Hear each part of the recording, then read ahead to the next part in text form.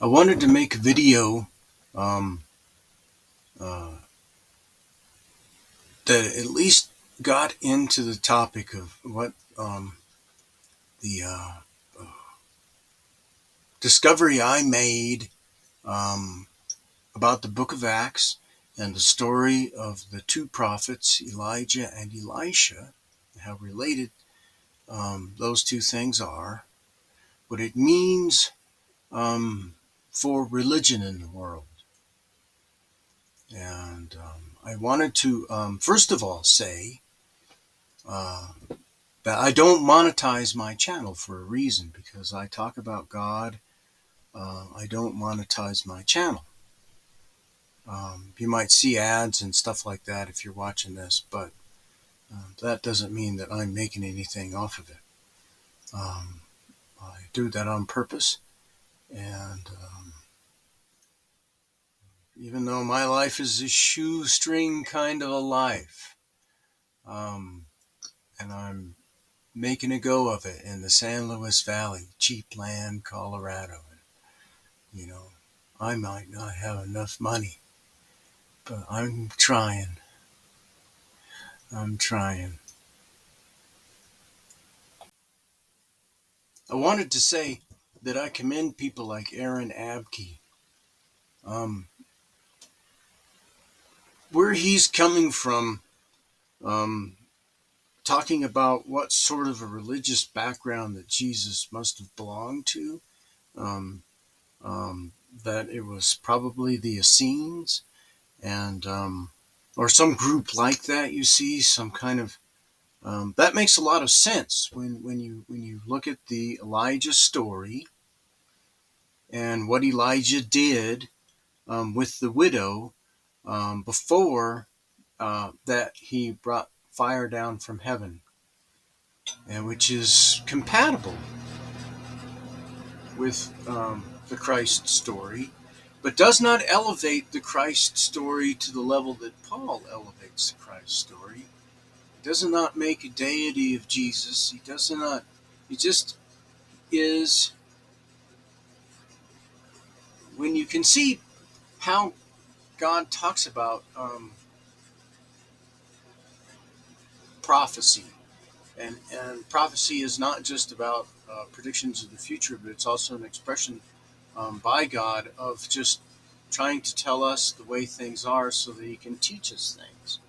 Um, you know, just say this to the people so that they'll learn. It's but so you have these prophecies in the Bible, and the interpretation of them can be various. But there is a way that God does want you to see um, various things. And one of those is how you perceive, um, like the bride or the wife of the king, the queen. Who is she? She's the religion, and the king is the people. Um, the king in the old days was the king, but we need to understand that God knew all along that eventually the people would be the king. And what these prophecies are really talking about when the king is wrestling with God or wrestling with the prophet is about the people and what's in their hearts. And so we approach um, Israel that way in the time of Jesus and in the book of Acts and in the correlation with um, the Elijah and Elisha stories. So Aaron Abke is right to say that that's probably Jesus's religious background, something like a group like the Essenes, which, when you look at it, the symbolism of her being a widow that Elijah goes to and helps, and what happens with her child and all of that stuff. It's right in there. with the Christ story. And it's important to make the distinction, that this would be a group that would be the widow rather than the Sanhedrin, which is Jezebel, the wife of the king. That's what we're really talking about here. Israel is Ahab, right? Yeah. Obstinate, stubborn Israel. Yeah. And then there's the Sanhedrin.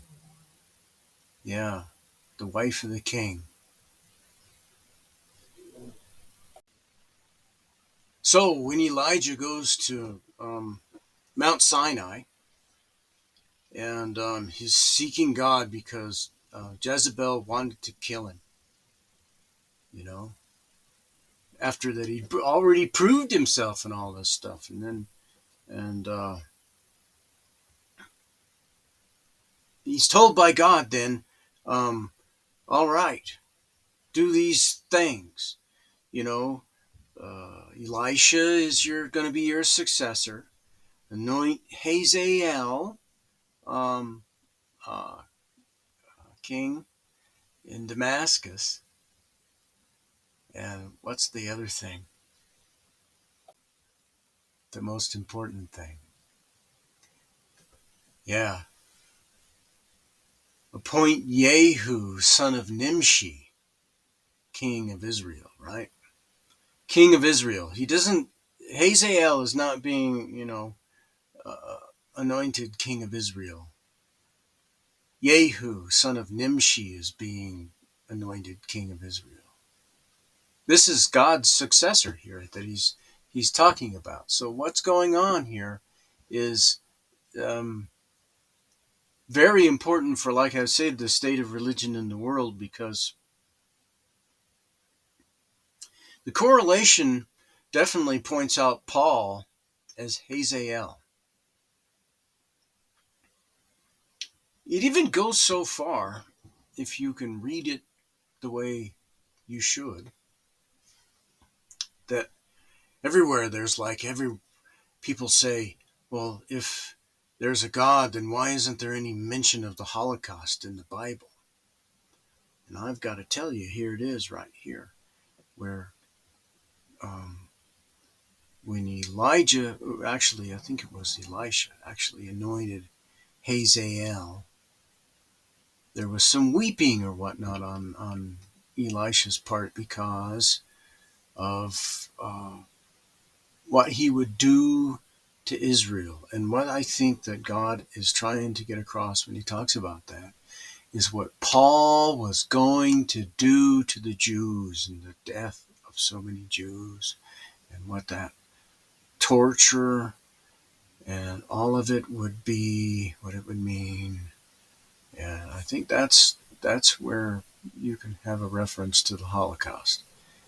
Definitely a sentient God would mention it right there. Yeah, and everything, again, that Aaron Abke has been saying about Paul, that Paul has basically hijacked Christianity, um, and that the the truth is something different, which is that the passing on of the the kingship of Israel, the anointing by God, went to Cornelius then. Cornelius was Roman.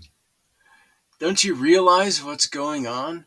This had to have, this, if we're going to get into literary criticism, if we're going to say, okay, um, let's, there can't be a God, there can't be a God. So, so this, the book of Acts would have to have been written after AD 70, right? Because you're talking about, this is a deliberate thing put in there in this subtext, where the Romans are the anointed heirs to the throne of Israel, and so the destruction of the temple and all that stuff by uh, the heir. No big deal. It's Yehu, son of Nimshi, riding in, right? Um, and there's nothing left of Jezebel, but it's a few pieces. The dogs ate the rest, right? And all that kind of thing. Yeah, AD 70. Mm-hmm. So you realize literary criticism that you have uh, there's it's just like in Matthew when they say not one stone will be left upon another that Jesus says. Well, and Matthew had to be written after AD 70, right? Well, so also Acts had to be written after AD 70 because of what it is telling, and also I would say the other correlations that keep going on. Um, uh, I followed the correlations in Acts all the way through the death of Herod in Acts and what they meant in correlation with the Elijah and Elisha stories. Um, and boy, it's amazing how it all comes together. I say that only God could have done it. Really, that it is such a marvelous work and such a hidden thing, which can only be revealed if you see it. Um, that I think only God could have done it. But what it means is something terrible for most people, and which is the fall of like Pauline Christianity. I'm sorry, it just does, and all of the stuff that will come with that. It just is so. It's going to be so hard on people.